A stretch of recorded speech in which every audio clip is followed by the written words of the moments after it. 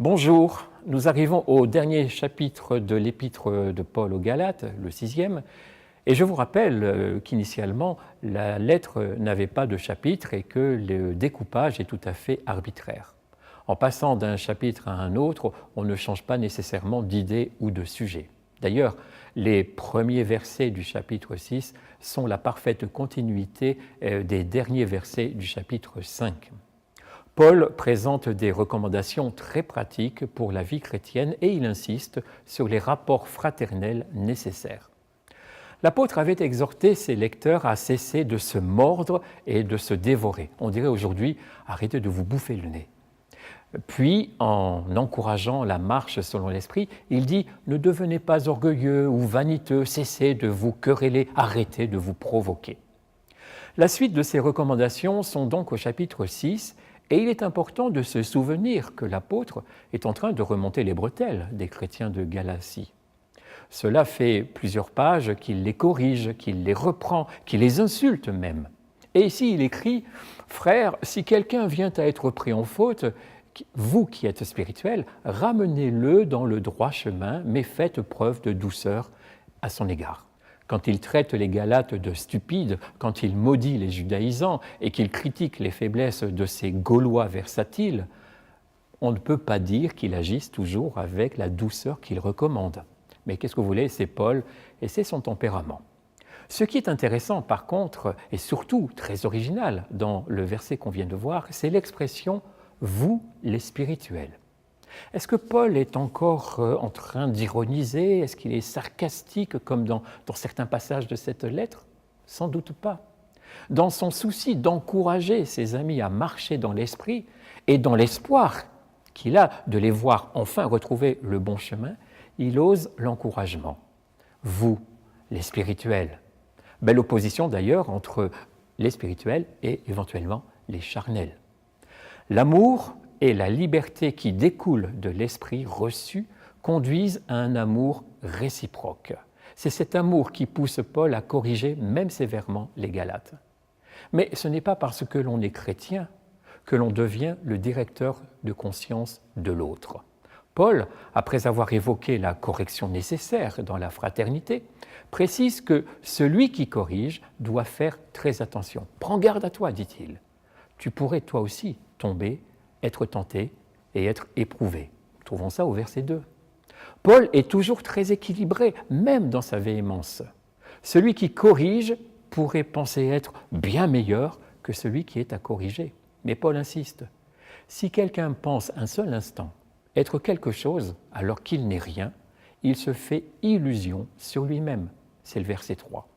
Et surtout, que chacun examine ses propres actions. Verset 4. Je parlais à l'instant de cette question où il n'était pas possible de devenir le directeur de conscience de l'autre.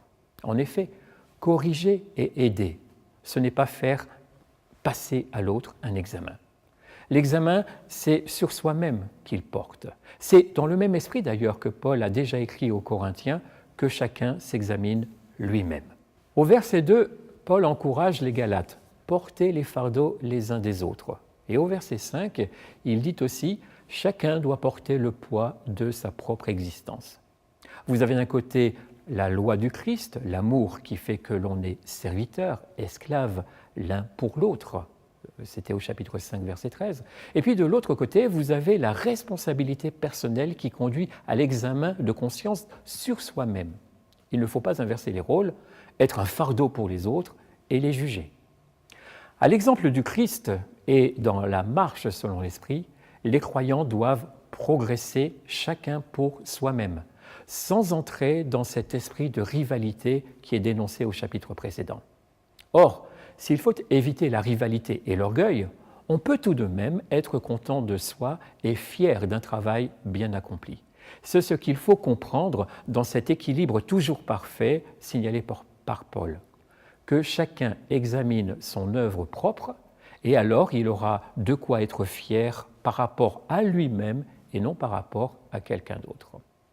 Par ailleurs, l'entraide à laquelle Paul encourage ses lecteurs n'est pas que spirituelle, elle peut être aussi matérielle.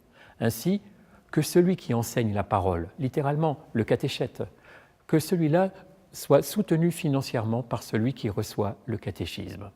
À noter que Paul fait ici allusion non pas à celui qui proclame la parole, le missionnaire ou l'évangéliste, mais bien à celui qui enseigne le croyant. Dans la séquence précédente, je parlais de la chair et de l'emploi de ce terme chez Paul. Ici, il dit « L'homme récoltera ce qu'il aura semé. S'il sème de sa chair, il récoltera ce qu'il aura semé, c'est-à-dire de la pourriture. Mais s'il sème ce qui plaît à l'Esprit Saint, la récolte qu'il en aura sera la vie éternelle. » Vous avez noté que les termes sont parfois forts. Paul n'y va pas par quatre chemins. De plus, il annonce une image qui est celle de la moisson. Or, dans le Nouveau Testament, la moisson est synonyme du jugement. C'est pourquoi cette série de recommandations se termine par une question sur le temps, ce temps qui passe et le temps qui est à venir. Le verset 10 est un clin d'œil à la seule notion eschatologique de l'épître, et la notion eschatologique est une allusion à la fin des temps et à la grande moisson finale. Et Paul écrit donc « Ainsi, pendant qu'il est temps, et que nous en avons l'occasion, œuvrons pour le bien de tous, et en particulier pour les frères en la foi. » Littéralement, pour ceux qui sont de la maison de la foi. Et nous en arrivons à la toute dernière partie de la lettre. Manifestement, Paul a dicté cette épître et maintenant, il faut l'authentifier, il faut la signer. C'était l'habitude en ce temps-là que celui qui dictait une lettre la certifiait conforme à sa pensée en ajoutant quelques lignes personnelles de sa main, mais aussi en revenant sur les points essentiels. Il ne s'agit pas d'ajouter simplement un post-scriptum avec une idée nouvelle ou un truc qu'on a oublié de dire juste avant. Non, il s'agit de dire « c'est bien moi qui insiste sur ce sujet et c'est bien ce que fait Paul. Voyez, écrit-il, voyez les grandes lettres avec lesquelles je vous écris de ma propre main. » On a souvent dit que l'apôtre écrivait gros parce qu'il avait des problèmes avec ses yeux. Et c'est sans doute vrai. Mais la raison première de cette écriture personnelle en capitale, c'est pour revenir sur le point central. Et les versets suivants l'attestent encore. Paul reparle de cette fameuse circoncision imposée. Or, il ajoute la raison perfide pour laquelle les judaïsants insistent tant sur ce point. Il écrit « Ceux qui veulent vous obliger à vous faire circoncire sont des gens qui désirent se faire bien voir par des motifs humains.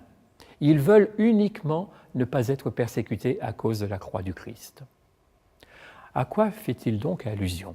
Que veut donc dire Paul ici?